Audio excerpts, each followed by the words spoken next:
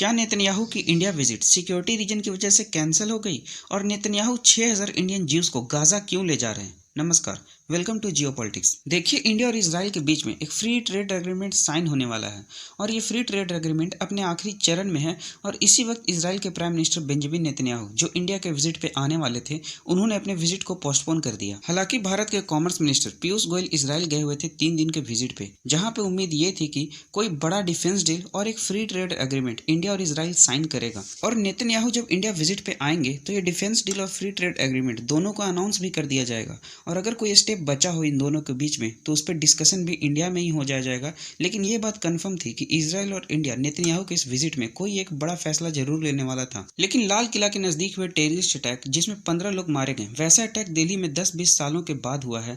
क्योंकि इस लेवल का अटैक करना किसी कंट्री के कैपिटल में, वो भी रेड फोर्ट जैसे इंपॉर्टेंट टूरिस्ट लोकेशन के सामने, ये काफी बड़ी बात है। और इजराइल के prime minister Benjamin Netanyahu India आने वाले थे, उससे कुछ वीक्स पहले ये ब्लास्ट हो गया।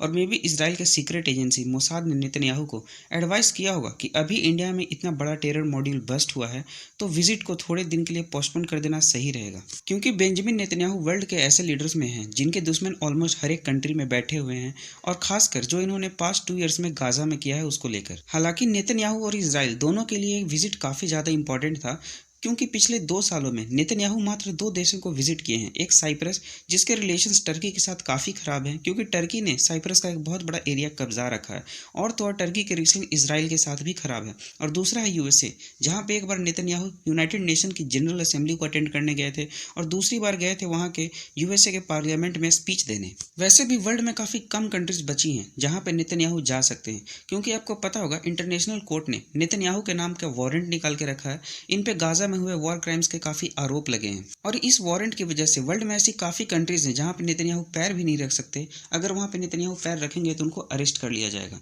लेकिन भारत और यूरोपियन यूनियन के कुछ कंट्रीज है जो कि इंटरनेशनल कोर्ट को मानते नहीं है, उनके वारंट को मानते नहीं है, तो नेतन्याहू के लिए बिल्कुल सेफ है। हालांकि पुतिन पे भी ये इंटरनेशनल कोर्ट ने वारंट लगा रखा है 2023 से, लेकिन पुतिन भी दिसंबर में भारत आने वाले हैं। और नेतन्याहू की विजिट सिर्फ इसलिए ही नहीं इंपॉर्टेंट थी कि इंडिया और इजराइल एक बहुत बड़ा ट्रेड डील साइन करने वाला था, फ्री ट्रेड एग्रीमेंट साइन करने वाला था, या फिर कोई डिफेंस डील साइन करने वाला था।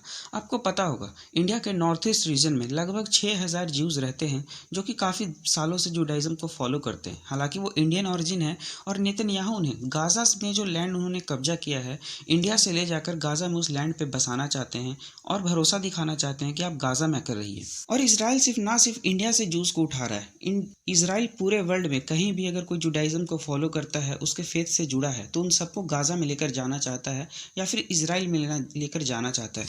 क्योंकि आपको पता होगा इजराइल धीरे धीरे एक्सपैंड कर रहा है और इसको बहुत बड़ी पॉपुलेशन चाहिए जो कि इसके लोग बनकर वहां पे रहें। क्योंकि इजराइल की पॉपुलेशन 1 करोड़ से भी कम है, तो ऑब्वियसली इन्हें एक अगर बड़ा कंट्री बनना है, क्योंकि इनके पास एक बड़ा एरिया तो है लेकिन उस साइज का पॉपुलेशन नहीं है, तो ये पूरे वर्ल्ड में से जुडाइज्म फेथ के लोगों को इकट्ठा कर रहे हैं और वहाँ पे सेटलमेंट की बात कर रहे हैं। और अभी तो उस एरिया में सेटल करने की बात कर रहे हैं जिस एरिया पे इन्होंने गाजा में कब्जा करके जो लैंड बनाया था।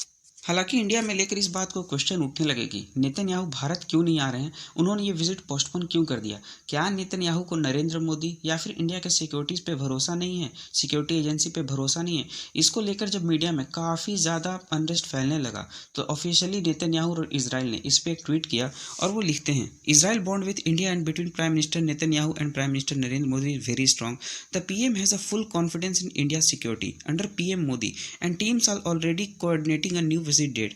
ये साफ साफ लिखते हैं कि नरेंद्र मोदी और नेतन्याहू के बॉन्ड काफ़ी स्ट्रांग है और इंडिया की सिक्योरिटी पे नेतन्याहू को काफ़ी भरोसा है जो कि अंडर पीएम मोदी है। और दोनों कंट्रीज़ की टीम आपस में डिस्कस कर रही है ताकि ये न्यू डेट फाइनल भी कर सके।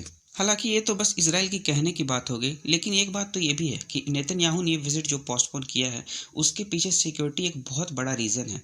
और अगर किसी देश में एक टेररिस्ट अटैक होता है तो उससे ना उस देश की इकोनॉमी, उसके टूरिज्म, इवन उसके जो फॉरेन कंट्रीज़ के लिए विजिट करते हैं उस पर भी काफ़ी बड़ा इफेक्ट पड़ता है।